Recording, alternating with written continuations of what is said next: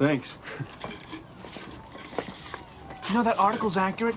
Caitlin really is getting married. You know what I just watched? Me pulling a can off some moron's fist? Return of the Jedi. Didn't you hear me? Caitlin is really getting married. What did you like better, Jedi or The Empire Strikes Back? Empire. Blasphemy. Empire had the better ending. I mean, Luke gets his hand cut off, finds out Vader's his father, hand gets frozen, taken away by Boba Fett. It ends on such a down note. I mean, that's what life is, a series of down endings. All Jedi had was a bunch of Muppets. There was something else going on in Jedi. I never noticed it till today. They built another Death Star, right? Yeah. Now, the first one was completed and fully operational before the Rebels destroyed it. Luke blew it up. Give credit where credit's due. And the second one was still being built when they blew it up. Compliments of Lando Calrissian. Something just never sat right with me that second time around. I could never put my finger on it, but something just wasn't right. And you figured it out. The first Death Star was manned by the Imperial Army. The only people on board were stormtroopers, dignitaries, Imperials. Basically. So when they blew it up, no problem. Evil's punished. And the second time around? The second time around, it wasn't even done being built yet. It was still under construction. So? So a construction job of that magnitude would require a hell of a lot more manpower than the Imperial Army had to offer. I'll bet they brought independent contractors in on that thing. Plumbers, aluminum siders, roofers. Not just Imperials. Is that what you're getting at? Exactly. In order to get it built quickly and quietly, they'd hire anybody that can do the job. Think the average stormtrooper knows how to install a toilet main? All they know is killing in white uniforms. All right, so they bring in independent contractors.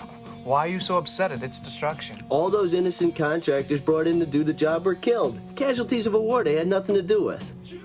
All right, look, you're a roofer. Some juicy government contract comes your way.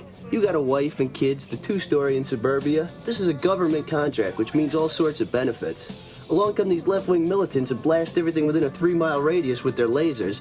You didn't ask for that. You have no personal politics. You're just trying to scrape out a living.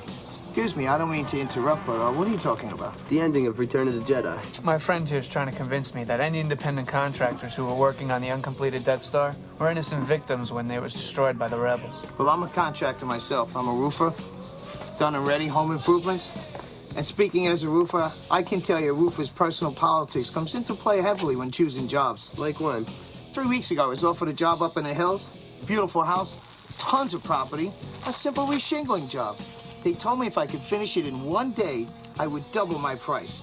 Then I realized whose house it was. Whose house was it? Dominic Bambino's. Babyface Bambino? The gangster? The same. The money was right, but the risk was too high.